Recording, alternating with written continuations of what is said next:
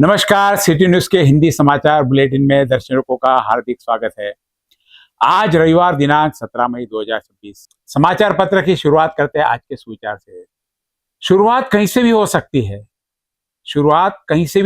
है, बस ऊंचे उड़ान भरने की इच्छा होनी चाहिए। आज का सुविचार आपने देखा, अब नजर डालते हैं आज के प्रमुख खबरों पर।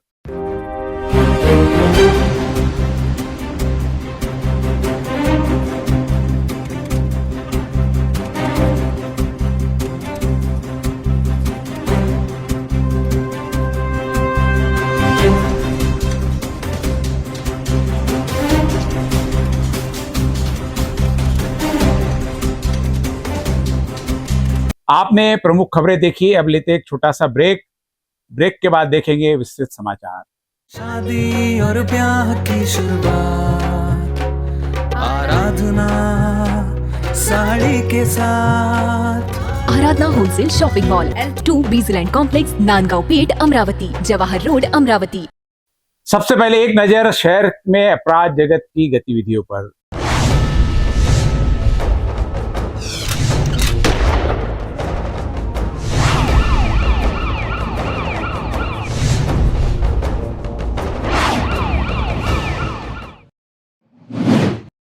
अमरावती से इस वक्त की सबसे बड़ी खबर, जिस मौत को पहले सामान्य मान लिया गया था, अब उसी मामले ने नया मोड़ ले लिया है। सौदागरपुरा निवासी फाजिला जबीन की मौत के मामले में बड़ा अपडेट सामने आया है। फॉरेंसिक टीम, नायब तहसीलदार Tina madam, Nagpur gate police station के अधिकारी और कब्रिस्तान कमेटी की मौजूदगी में कब्र से शव बाहर निकाला गया।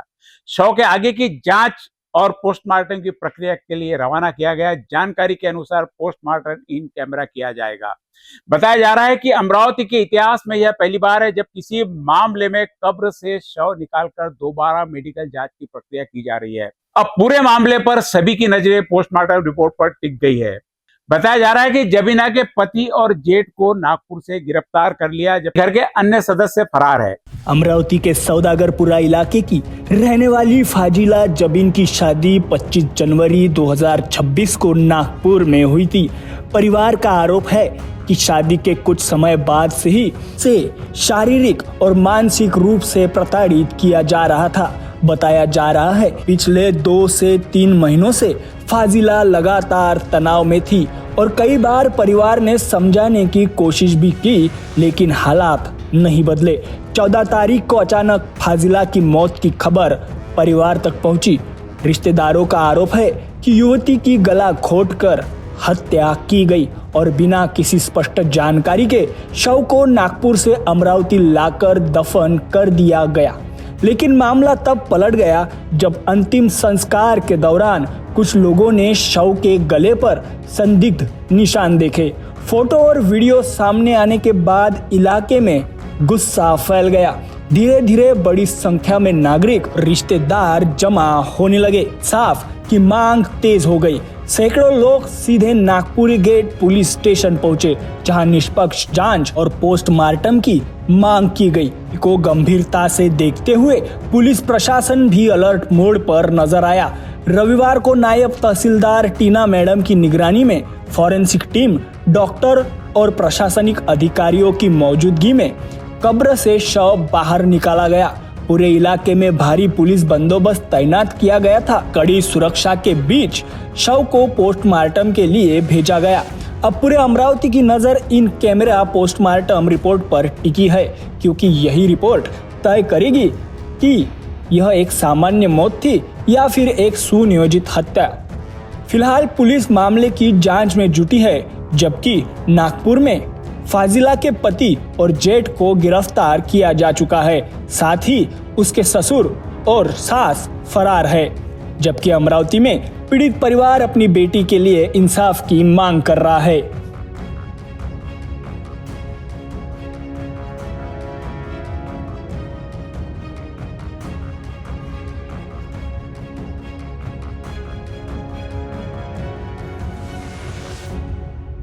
फाजिला जबीन की मौत का मामला केवल एक पारिवारिक विवाद तक सीमित नहीं रह गया, बल्कि जांच एजेंसियों की निगरानी में पहुंच चुका है। कब्र से शव निकाले जाने के बाद अब सबसे बड़ा सवाल यही, क्या पोस्टमार्टम रिपोर्ट किसी नए सच से पर्दा उठाएगी? सिटी न्यूज के लिए कैमरा टीम के साथ मैं चंदू सोजतिया। सवाल मौत का नहीं, सच सामने आने का है।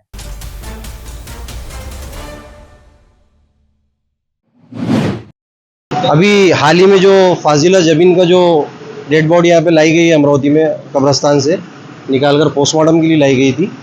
अभी पोस्टमार्टम की प्रक्रिया जो है चल रही है। अभी हमारे साथ में उनके भाई मौजूद है जिनकी उनके मरने से आधा घंटा पहले उनकी बात हुई थी। आइए जानते हैं वो सारा क्या मामला था, उनकी इनसे क्या बात हुई थी। क्या नाम है आपका? मेरा नाम मोहम्मद आविज़ है जी। मेरे को मेरे बहन का कॉल आया था 12 बजने से 10 मिनट पहले। वो कॉल पर बता रही थी कि मेरे को मेरा जेठ बहुत अत्याचार कर रहा है, मेरे ऊपर बहुत जुल्म कर रहे हैं ये लोग, ये मेरे को मार डालेंगे करके ऐसा उन्होंने हमको कॉल करके बताया था। मैंने उसको कहा था भी मैं लेने आ रहा हूँ, सुबह तकेगा, रुक जा।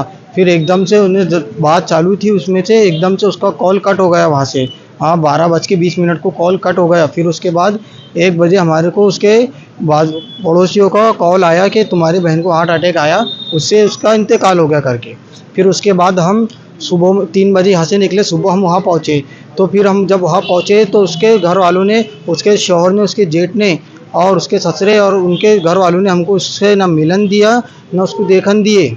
और जब मैंने उससे पूछा कि तूने कौन से दवाखाने में लेके हार्ट अटैक आया तो बता हमारे को, ना उसके पास कोई जवाब दिया ना कुछ दिया उन्हें। जब मैं उस गड़बड़ से मैं अंदर भागा, मैंने देखा मेरी बहन को, तो उन्होंने उसके ऐसी डोले को मेरे को हाथ भी नहीं लगाने दिया, वैसी की वैसी बाहर खींचते हुए ला लिए, ना देखन दिए।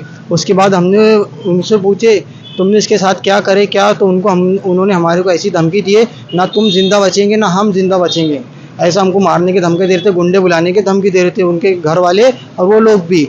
उसके बाद फिर हमने बड़े जद्दोजहद से उनसे लड़ झगड़ के मेरी बहन की डेड बॉडी हमने अमरावती लाए। उसके पहले उन्होंने हमको हाथ नहीं लगाने दी डेड बॉडी को, उनके घर की लेडीज़ ने एम्बुलेंस में डाली और जितना कपड़ा बना हुआ था पूरा वाइट कपड़े में बन के दी, ना हमको हाथ लगाने दिए ना खोलन दिए। और हमको ये बोल रहे थे कि हम गुसल करके देते, तुम ले जाएगी सिर्फ दफना दो करके, ऐसा वो लोग बोल रहे थे। हमने जब यहाँ ला के देखे और जब लेडीज़ ने गुसल के लिए उसको निकाली तो उसके गले के ऊपर यहाँ फांसी के निशान थे और पैर का अंगूठा निकला हुआ था। और ये बात हमारे को कल सुबह मालूम पड़ी, उन्होंने वीडियो बनाए थे बाद में डाले करके, दफनाने के बाद में हमको वीडियो मालूम पड़ी।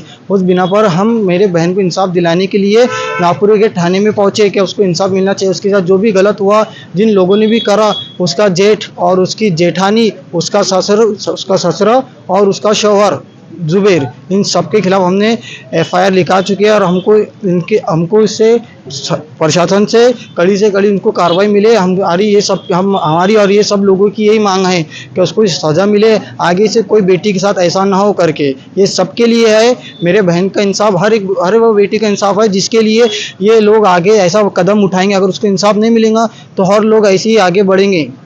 बस मेरी एक बहन की आपकी जब आपकी बातचीत हुई फोन पे तो उन्होंने कुछ कारण बताया कि किस कारण हो रहा है? वो तो ऐसा पहले से नहीं बताया, लेकिन इससे पहले उसने कॉल करी थी तो उसका कहना था कि मेरे घर वाले मेरे को दहेज के लिए टॉर्चर करके दहेज तेरे बाप ने बहुत कम दिया करके। और इससे पहले उसने बताया था कि उसकी जेठ की बहुत गंदी नज़र है, बार बार घूरता है करके उसको, ऐसा उसने पहले हमको कॉल पर बताया था। तो कहीं ना कहीं मृतक के साथ में छेड़छाड़ हो रही थी, टॉर्चर किया जा रहा था, लेकिन कुछ गुमराह करके उन्हें डेड बॉडी दी गई है। और प्रशासन से इन्होंने गुहार लगाई है रिश्तेदारों ने कि हमारे को इंसाफ मिलना चाहिए। आगे की प्रक्रिया जो है वो चल रही है, पुलिस प्रशासन इस पे काम कर रहा है और नागपुरी गेट का भी इसमें सराहनीय काम है और DCP साहब की भी इसमें बहुत मदद है। देखते हैं पोस्टमार्टम रिपोर्ट में क्या आता है और इनके साथ में इंसाफ भी होना चाहिए और जिन्होंने कृत्य किया है उन्हें सजा भी मिलना चाहिए। कैमरा पर्सन साकिब के साथ मैं अफसर शेख, सिटी न्यूज़ अमरावती।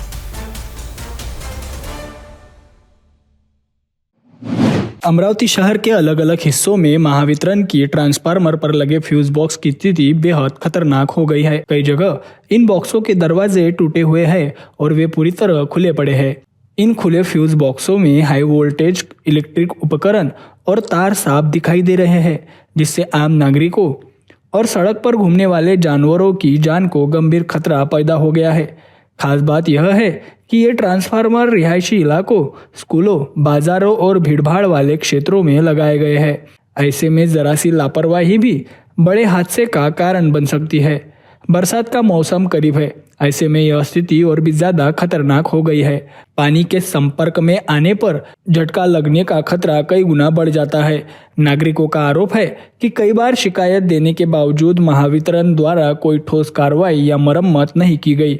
महावितरण हमेशा सुरक्षा के बड़े बड़े दावे करता है, लेकिन जमीनी हकीकत इन दावों को झुठला रही है। अब लोगों का गुस्सा साफ है। सवाल यही है, क्या कोई बड़ा हादसा होने के बाद ही प्रशासन जागेगा? नागरिकों ने चेतावनी दी है कि इन खुले फ्यूज बॉक्सों की तुरंत मरम्मत की जाए, नहीं तो किसी भी दुर्घटना की पूरी तरह जिम्मेदारी महावितरण की होगी।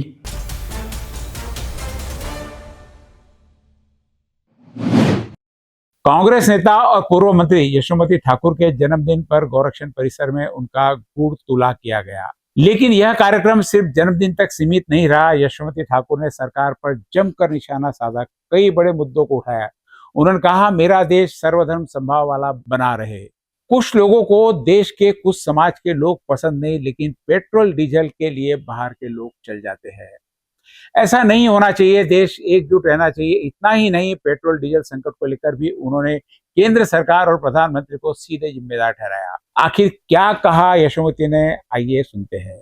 खरं हे सगळ्यांचं प्रेम आहे। मी काय आज आमदार नाही आहे, नाही काही कोणत्या पदावर आहे, पण सगळे प्रेम करणारी मंडळी जी आहे ते गुळतुला आणि गोरक्षण या ठिकाणी होत असतं दरवर्षी, आणि आपण गोमातेला गुळचं इथे प्रसाद त्यांचा आपण घेत असतो आणि त्यांनाही त्या ठिकाणी अर्पण करत असतो। आता प्रार्थना एवढीच केली की माझा देश चांगला राहो, सर्वधर्म समभाव राहो। काही लोकांना देशातले लोक चालत नाही, पण पेट्रोलसाठी बाहेरचे लोक चालतात, काही समाजाचे जातीचे चालतात। हे असं व्हायला नको। आपला देश एकत्र राहून एकत्र आपण गोडी गोमानं राहिलो पाहिजे, अशीच प्रार्थना आहे। साहेब, पेट्रोल डिझेलची दरवाढ झाली आणि मंत्र्यांनी सांगितलं की आम्ही आमचा तापमान होता, काय नेमका मेसेज जाईल? काय आहे, काल विषय असा आहे की जेव्हा ज्या गोष्टी करायला पाहिजे तेव्हा त्या गोष्टी केल्या नाहीत। त्यांच्यासाठी इलेक्शन महत्त्वाचं होतं आणि राक्षसी त्यांना यश मिळाल्यानंतर आता ते देशाचा विचार करतात। पण आदरणीय राहुल गांधी म्हणतात, मी 100 इलेक्शन वाढलो तरी चालेल, पण मी माझा दृष्टिकोन मानवतेच्या हिशोबानंच ठेवेल। तर आपण दिसतोय की आज आपल्याला जे 18 दिवसाचं फक्त डिझेल पेट्रोल आपल्या देशात राहिलेलं आहे, या सगळ्या गोष्टीला कारणीभूत आत्ताचं सरकार आणि आत्ताचे पंतप्रधान आहेत। अपराधी जे पकडले गेले त्या 9 पैकी 5 अपराधी हे महाराष्ट्राचे आहे। महाराष्ट्राची होम मिनिस्ट्री झोपलेली आहे। त्यांना कळलं नाही काय की एवढे मोठे गोंधळ होत आहेत, आणि तरीही मुख्यमंत्री ॲरोगेंटली या सगळ्या गोष्टी माझ्याच ताब्यात राहायला पाहिजे याचा अट्टहास करतायत। त्यांनी एक तर मुख्यमंत्री व्हावं, नाही तर होम मिनिस्टर राहावं। ही एक जनतेची मागणी आहे। चिमुकल्यांवर अत्याचार होतोय, रोज दिन दहाडे त्या ठिकाणी मर्डरर्स होत आहेत, आणि नीट परीक्षा 22-23 लाख लेकरांच्या आयुष्यासोबत तुम्ही खेळताय, आणि जे जिहाद बोलतायत, आता ही पेपर फुटीमध्ये जिहाद नाही झालाय का?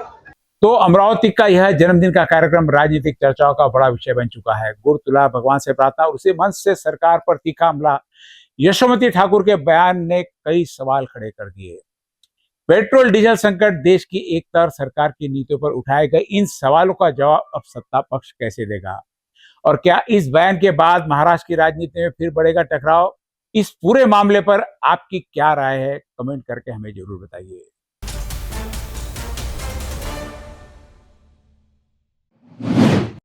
पूर्व महिला एवं बाल विकास मंत्री एडवोकेट यशोमती ठाकुर का 17 मई को जन्मदिन बड़े धूमधाम से मनाया गया। नगर जिला कांग्रेस कमेटी की तरफ से इन खास मौके पर गौ सेवा से लेकर सामाजिक सेवा तक का भव्य आयोजन किया गया, जहां गुड़ तुला, जरूरतमंद महिलाओं को सिलाई मशीनें भी वितरित की गई।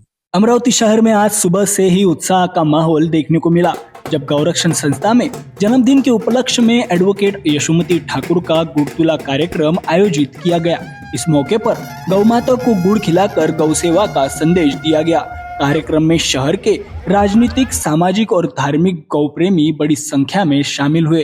गौरक्षण संस्था परिसर में पुष्पगुच्छ और मालाओं से उनका स्वागत किया गया और जन्मदिन की शुभकामनाओं का तांता लग गया। कार्यक्रम में सांसद बलवंत वानखड़े, शहर कांग्रेस अध्यक्ष बबलू शेखावत, मनपा विपक्ष नेता विलास इंगोले सहित कई पार्षद, पदाधिकारी और कार्यकर्ता मौजूद रहे। गौरक्षण में पूरा कार्यक्रम अमरावती नगर जिला कांग्रेस कमेटी के अध्यक्ष बबलू शेखावत और मनपा में विपक्ष के नेता विलास इंगोले के नेतृत्व में आयोजित किया गया।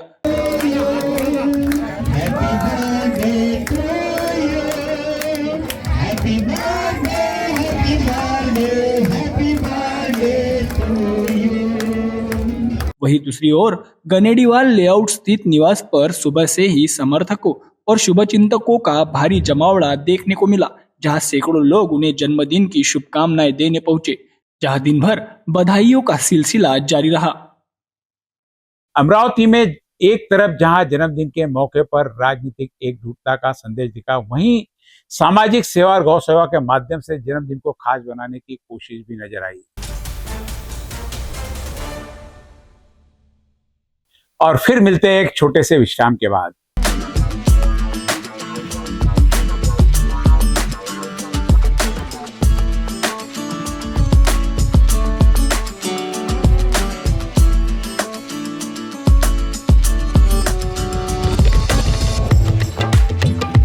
विश्राम के बाद आपका पुनः स्वागत है। अब नजर डालते हैं महाराष्ट्र की विस्तृत घटनाओं पर। अमरावती की राजनीति और विकास के नक्शे पर अब एक बड़ी घोषणा चर्चा का विषय बन चुकी है। वड़ाली तालाब परिसर बनने जा रहा है हिंदू हृदय सम्राट बाला साहब ठाकरे का भव्य स्मारक। महाराष्ट्र सरकार के मृदु एवं जल संधारण मंत्री संजय राठौड़ ने खुद वड़ाली तालाब और गार्डन परिसर का दौरा कर अधिकारियों को साफ निर्देश दिए। क्या पर्यटन सौंदर्यीकरण के विकास के नाम पर अमरावती में आखिर क्या बड़ा होने जा रहा है, देखिए ये खास रिपोर्ट।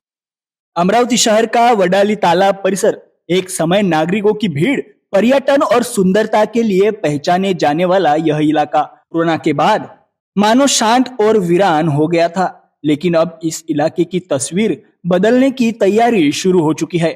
महाराष्ट्र सरकार के मृदा एवं जल संधारण मंत्री संजय राठौड़ ने अमरावती दौरे के दौरान वडाली तालाब और उद्यान परिसर का निरीक्षण किया और इसी जगह प्रस्तावित वंदनीय हिंदू हृदय सम्राट बाला साहेब ठाकरे स्मारक की जमीन का भी जायजा लेते हुए अधिकारियों के साथ विस्तृत चर्चा की। निरीक्षण के दौरान मंत्री राठौड़ ने साफ कहा, यह स्मारक सिर्फ एक इमारत नहीं बल्कि अमरावती की नई पहचान बनना चाहिए। भव्य, आकर्षक और दूर से दिखाई देने वाला स्मारक तैयार करने के निर्देश दिए गए। साथ ही ऐसा डिजाइन बनाने पर जोर दिया गया जो शहर की मुख्य सड़क से भी साफ दिखाई दे। सिर्फ स्मारक ही नहीं बल्कि पूरे वडाली तालाब परिसर के सौंदर्यीकरण की भी तैयारी शुरू हो चुकी है। इलाके में आधुनिक लाइटिंग, पर्यटकों के लिए सुविधाएं, गार्डन डेवलपमेंट और पर्यटन को बढ़ावा देने वाली योजनाओं पर काम किया जाएगा। मंत्री राठौड़ ने जानकारी दी कि जल्द ही शासन स्तर पर बैठक लेकर पूरे प्रस्ताव को अंतिम रूप दिया जाएगा। साथ ही विकास कार्यों की प्रक्रिया तेजी से पूरी करने के निर्देश भी अधिकारियों को दिए गए हैं। अब बड़ा सवाल यही है, क्या वडाली तालाब परिसर अमरावती का नया केंद्र बनेगा और क्या बाला साहब ठाकरे स्मारक की नई पहचान साबित होगा? इसी पर अब पूरे अमरावती की नजर टिकी हुई है। वड़ाली तालाब परिसर में बनने वाले प्रस्तावित बाला साहब ठाकरे स्मारक से क्या अमरावती के विकास को नई दिशा मिलेगी? पर्यटन और शहर सौंदर्यीकरण का यह बड़ा प्रोजेक्ट कितनी तेजी से पूरा होगा, अब इसी पर सबकी निगाह टिकी हुई है।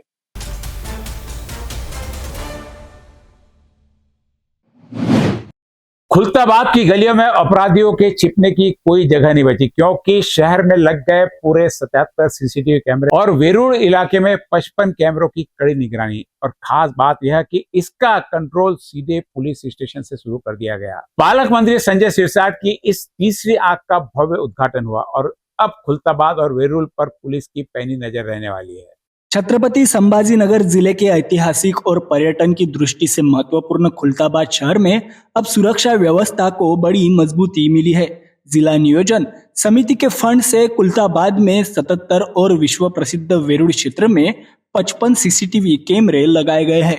इन कैमरों के कंट्रोल रूम का उद्घाटन पालक मंत्री संजय सिरसाट के हाथों बड़े धूमधाम से किया गया। इस अवसर पर मंत्री अतुल सावे भी प्रमुख रूप से उपस्थित थे।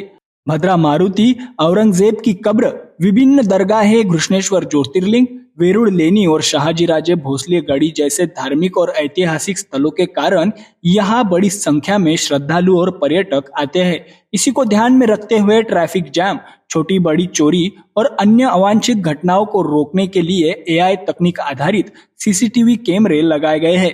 महत्वपूर्ण 11 स्थानों पर ध्वनि प्रणाली भी लगाई गई है ताकि भीड़ नियंत्रण और सूचना व्यवस्था बेहतर हो सके। खुलताबाद पुलिस स्टेशन में आधुनिक कंट्रोल रूम तैयार किया गया है, जहां से पूरे शहर और वेरुड़ क्षेत्र पर 24 घंटे निगरानी रखी जाएगी। अधिकारियों के अनुसार इस परियोजना से अवैध गतिविधियां, चोरी और घरफोड़ की घटनाओं पर काफी हद तक अंकुश लगेगा। इस उद्घाटन समारोह में पुलिस अधीक्षक ग्रामीण विनय कुमार राठौड़, सहायक पुलिस अधीक्षक अपराजिता अग्निहोत्री, तहसीलदार संतोष गुट्टे, पुलिस निरीक्षक प्रशांत महाजन, नगर अध्यक्ष अमीर पटेल सहित काही गणमान्य लोक उपस्थित थे। पालकमंत्री संजय शिरसाट आपल्यासोबत आहेत. सर, आज आपण जसं की इथे या ठिकाणी वेरुळला आहात आणि खुलताबादमध्ये जे CCTV आहेत यांचं उद्घाटन समारंभ काय सांगाल? खुलताबादकरांना आणि वेरुळकरांना खऱ्या अर्थानं आनंदाची बातमी आहे. लाखो पर्यटक या ठिकाणी येत असतात, अनेकांच्या कंप्लेंट असतात, आमचं कोणी पाकिट मारलं, कोणी गाडीने उडवलं किंवा मारामाऱ्या, हे सगळं सत्र आपण इथं ऐकत होतो. यापुढं याच्या कंप्लेंट्स येणार नाही आणि जो कोणी करेल त्या आरोपीला तातडीनं इथं जेरबंद करण्यात येईल. आम्हाला पोलिसांना आता रस्त्यावर राहण्यापेक्षा कॅमेऱ्याकडे पाहूनच आरोपी कोण आहे याची माहिती मिळेल. म्हणून आता इथलचा क्राईम हा राहणार नाही, शून्य क्राईम होईल अशी अपेक्षा आहे. आम्ही जवळपास 12 कोटी रुपये खर्च करून हा सगळा प्रोजेक्ट आणलेला आहे. माझ्या खात्यात म्हणजे DPC मार्फत हा निधी मी वितरित केला. मला वाटतं यानंतर जेव्हा कोणताही पर्यटक येईल तो समाधानाने सर्व पाहून वापस जाईल एवढी अपेक्षा आहे. हो, एक वेगळा प्रश्न आहे. जसं की आपल्याला माहिती आहे की पुण्यामधलं जे नसरापूर होतं त्या ठिकाणी त्या एक चिमुकलीवरती बलात्कार झालेला होता. एक कट्टर शिवसैनिक म्हणून त्या आरोपीवरती आपली काय म्हणजे कारवाईची कशा प्रकारची मागणी असेल? शिवसैनिक म्हणून तर माझी मागणी ही राहील, त्याला चौकात आणा, ठेचून मारा. परंतु सरकारमध्ये मंत्री आहे असं बोलता येत नाही. परंतु कायदेशीर प्रक्रिया सुद्धा तेवढ्या जलद गतीने झाली पाहिजे आणि आरोपीला फाशीची शिक्षा झाली पाहिजे हे माझं मत आहे. नक्कीच हे होते आपल्यासोबत पालकमंत्री संजय शिरसाट साहेब. व्हिडिओ जर्नलिस्ट राजेश थोरात सोबत धवलपुर सिटी न्यूज, छत्रपति समाचार. कुल मिलाकर खुलताबाद और वेलूर क्षेत्र में लगाए गए ये AI आधारित CCTV कैमरे न सुरक्षा व्यवस्था को नई दिशा देंगे बल्कि ऐतिहासिक और धार्मिक स्थलों पर सुरक्षा को और भी मजबूत करेंगे. अब देखना होगा कि यह आधुनिक निगरानी प्रणाली कितनी प्रभावी साबित होती है.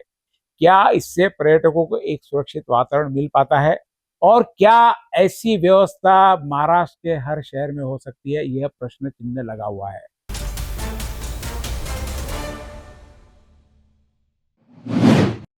नमस्कार, सिटी न्यूज चैनल के हिंदी समाचार में आपका स्वागत है. मैं चंदू सोजेते और आप देख रहे हैं आज की खबरें.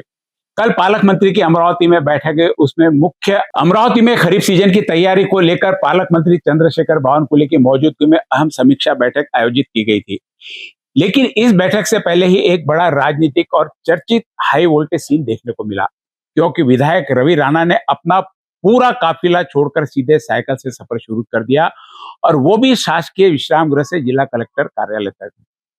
प्रधानमंत्री नरेंद्र मोदी की ईंधन बचत और पर्यावरण संरक्षण के संदेश को आगे बढ़ाते हुए रवि राणा का यह अनोखा साइकिल सफर अब चर्चा का विषय बन गया है. अमरावती में खरीफ हंगाम की तैयारियों को लेकर पालक मंत्री चंद्रशेखर बावनकुले की अध्यक्षता में अहम समीक्षा बैठक आयोजित की गई थी, जिसमें प्रशासन, किसानों की स्थिति, खाद बीज आपूर्ति और बारिश की तैयारी को लेकर चर्चा हुई. लेकिन इस पूरे कार्यक्रम से पहले ही एक अलग ही नजारा देखने को मिला. विधायक रवि राणा ने अपने सामान्य वाहन और काफिले के छोड़कर साइकिल का रास्ता चुना. वे शासकीय विश्राम गृह से निकलकर सीधे अमरावती जिला कलेक्टर कार्यालय तक साइकिल से पहुंचे और इस दौरान उन्होंने ईंधन बचत और पर्यावरण संरक्षण का संदेश दिया. रवि राणा ने कहा कि प्रधानमंत्री नरेंद्र मोदी ने जो ईंधन बचत का संदेश दिया है उसे सिर्फ भाषणों में नहीं बल्कि जमीन पर भी लागू करना चाहिए. और अगर सत्ता पक्ष और विपक्ष दोनों छोटे दूरी के लिए साइकिल का इस्तेमाल करे तो पेट्रोल डीजल की बड़ी बचत हो सकती है. उनकी इस साइकिल यात्रा के बाद अब राजनीतिक गलियारों में चर्चा तेज हो गई है. कुछ लोग इसे पर्यावरण संदेश बता रहे हैं तो कुछ इसे एक राजनीतिक स्टाइल स्टेटमेंट मान रहे हैं. या ठिकाणी देशाचे पंतप्रधान मोदीजींनी जे आवाहन केलेलं आहे ज्या पद्धतीनं अमेरिका आणि इराणचं युद्ध सुरू आहे, त्या युद्धामुळं तेलाची आयात जी आहे ते कमी होत असल्यामुळं त्या ठिकाणी इराणमधून जो आज पाहिलं की तेलाचा पुरवठा होत नाही आहे, म्हणून थोडे तेलाचे भावसुद्धा वाढलेले आहे. मग यातून सर आपल्याला बाहेर पडायचं आहे या संकटातून. तर कुठे ना कुठे ज्या पद्धतीने देशाचे पंतप्रधानांनी आपल्या ताफ्यामध्ये फक्त 2च गाड्या ठेवल्या, सगळ्या गाड्या कमी केल्या. मुख्यमंत्र्यांनी आपल्या ताफ्यामधल्या गाड्या कमी केल्या, अनेक मंत्र्यांनी आपल्या ताफ्यामधल्या गाड्या कमी केल्या. चंद्रशेखरजी बावनकुळे साहेबांनी सुद्धा आपल्या ताफ्यामधल्या गाड्या कमी केल्या. प्रशासकीय अधिकाऱ्यांनी सुद्धा आपल्या ताफ्यामधल्या आपल्या कामामध्ये जेवढी गाडी लागते तेवढी यूज केली पाहिजे.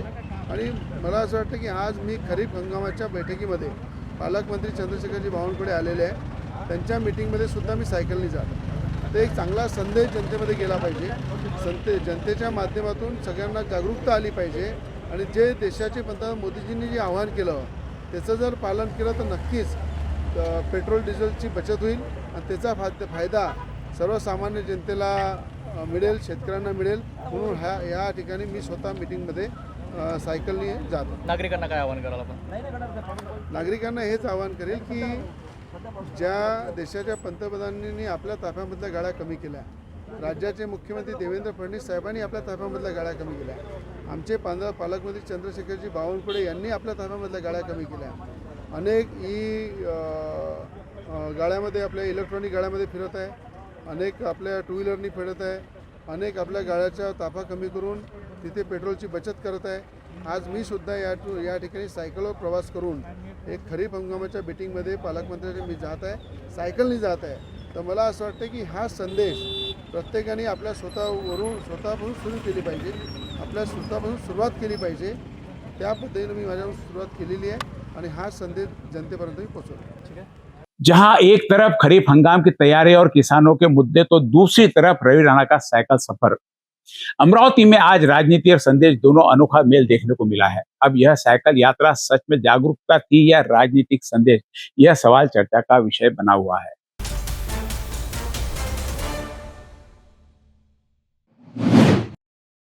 महाराष्ट्र से सामने आए नीट पेपर की लीक मामले ने अब चौंकाने वाला मोड़ ले लिया है। लातूर के बाद अब सीधे नांदेड़ में सीबीआई की एंट्री हुई है।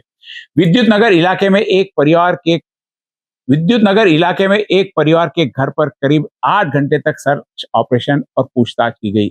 सवाल सिर्फ इतना ही नहीं कि पेपर खरीदा गया नहीं, बल्कि इससे बड़ा सवाल यह है कि जिस छात्रा को पहले 100 से 120 अंक मिलते थे, उससे अचानक 560 अंक कैसे मिल गए। क्या 5 लाख रुपए में नीट का पेपर खरीदा गया और पुणे में बिताए गए उन 15 दिनों में आखिर क्या हुआ? इन्हीं सवालों के जवाब तलाशने अब सीबीआई ने जांच तेज कर दी है। देश भर में चर्चा में रहे नीट पेपर लीक मामले के तार अब नांदेड़ तक पहुंचते दिखाई दे रहे हैं। शनिवार सुबह सीबीआई की विशेष टीम ने नांदेड़ शहर के विद्युत नगर इलाके में रहने वाले कदम परिवार के घर पर छापा मारते हुए गहन पूछताछ की। करीब 8 घंटे चली इस कार्रवाई के दौरान घर के महत्वपूर्ण दस्तावेज, मोबाइल फोन, डिजिटल रिकॉर्ड और आर्थिक लेन देन से जुड़ी जानकारी की जांच की गई। सूत्रों के मुताबिक कदम परिवार पर अपनी बेटी के लिए 5 लाख रुपए देकर नीट पेपर खरीदने का आरोप है। अब इस छात्रा का रिजल्ट ही जांच का सबसे बड़ा आधार बन गया है। नांदेड़ में तैयारी के दौरान छात्रा को लगातार सिर्फ 100 से 120 अंक मिल रहे थे, लेकिन पेपर लीक नेटवर्क से कथित संपर्क होने के बाद छात्रा अपनी मां के साथ 15 दिनों के लिए पुणे गई थी। इसके बाद जब नीट परीक्षा का रिजल्ट आया तो उसी छात्रा को 560 अंक सामने आए। अचानक बढ़े इन अंकों ने जांच एजेंसियों के संदेह को और मजबूत कर दिया है। इससे पहले लातूर में एक कोचिंग क्लास संचालक से पूछताछ करने के बाद सीबीआई की टीम सीधे नांदेड़ पहुंची, जहां विद्युत नगर इलाके में यह बड़ी कार्रवाई की गई। हालांकि फिलहाल इस मामले में किसी की गिरफ्तारी नहीं हुई है, लेकिन जांच एजेंसियां बड़े सबूत जुटाने में लगी हुई है। देश भर के लाखों छात्रों के भविष्य से जुड़े इस मामले ने शिक्षा व्यवस्था पर एक बार फिर गंभीर सवाल खड़े कर दिए हैं। 100 अंकों से सीधे 500 अंक की उछाल, 5 लाख रुपए के लेन देन का आरोप, पुणे में बिताए गए संदिग्ध 15 दिन और अब नांदेड़ में सीबीआई की बड़ी कार्रवाई। नीट पेपर लीक मामले में आगे और कौन कौन से बड़े नाम सामने आएंगे, अब पूरे राज्य की नजर इसी जांच पर टिकी है।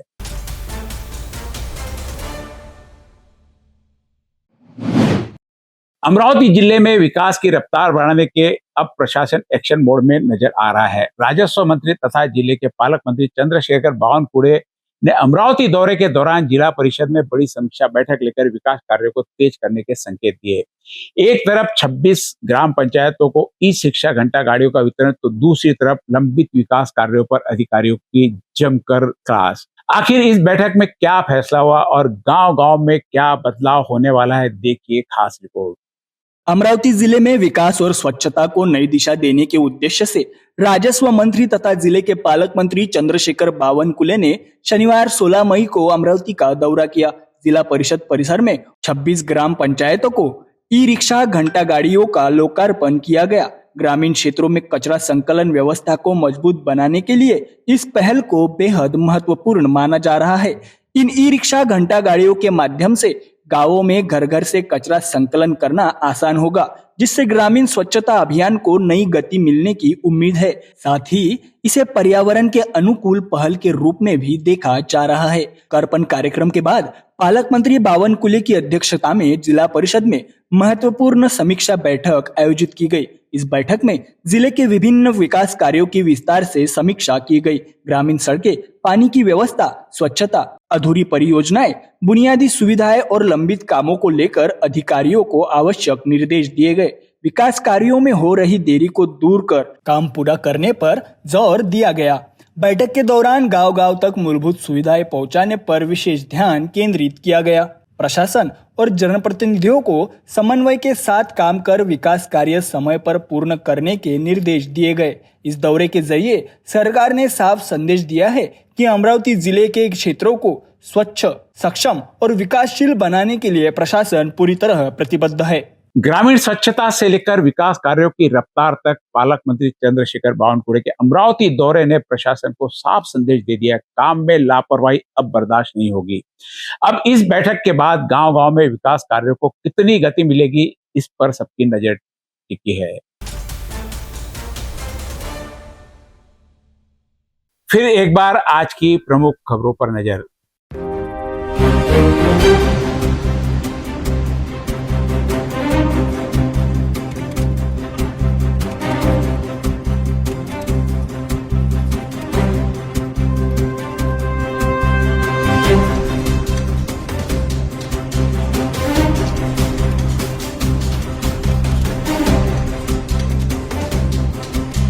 अब अमरावती जिले के बाद विदर्भ और महाराष्ट्र के दर्शक घर बैठे अपने केबल टीवी पर सिटी न्यूज खबरें देख सकते हैं। जल्द ही हम आपके और करीब पहुंचने वाले हैं। अगर आपके टीवी पर सिटी न्यूज चैनल नहीं दिख रहा है तो अपने केबल ऑपरेटर से अभी संपर्क करें। आप सिटी न्यूज को यूट्यूब, फेसबुक, इंस्टाग्राम और ट्विटर पर भी देख सकते हैं। इसके लिए हमारे सोशल मीडिया अकाउंट को सब्सक्राइब करें, फॉलो करें, लाइक करें। यूट्यूब पर सब्सक्राइब का बटन दबाएं, बेल आइकन दबाना न भूलें ताकि सबसे पहले खबरें आप तक पहुंचे। साथ ही हमारा फेसबुक लाइक करें, इंस्टाग्राम और ट्विटर हैंडल फॉलो करें। आप हमें व्हाट्सएप पर भी जुड़कर समाचार प्राप्त कर सकते हैं। व्हाट्सएप नंबर स्क्रीन पर दिखाया गया है। आज का यह समाचार पत्र यही समाप्त करते हैं। मिलेंगे फिर नई घटनाओं के साथ। हर खबर पर पैनी नजर, हर मुद्दे पर सटीक वार, यही है सिटी न्यूज की पहचान। जहाँ सच्चाई की आवाज दबाई जाती है, वहाँ सिटी न्यूज उठाता है सवाल। हर स्क्रीन पर, हर प्लेटफॉर्म पर हमारी मौजूदगी बोलती है। सिटी न्यूज हमेशा सच के साथ।